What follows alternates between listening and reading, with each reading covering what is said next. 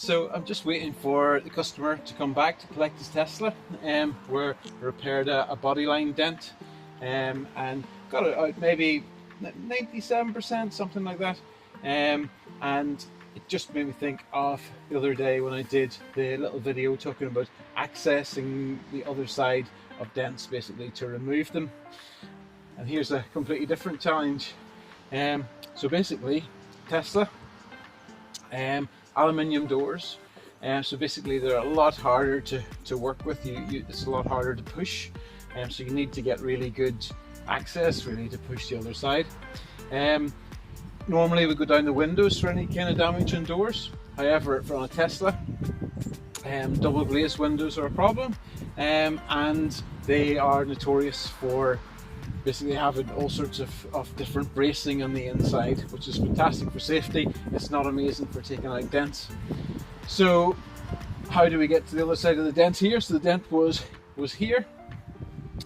This here is a specific tool just designed for Teslas.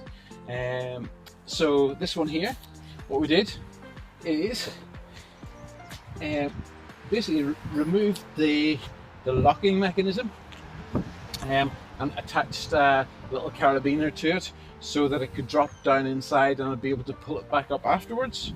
So that there, the lock came out, and then the tool goes in and along the door and around different braces. It's shaped specifically up in behind the brace and then working out like this here.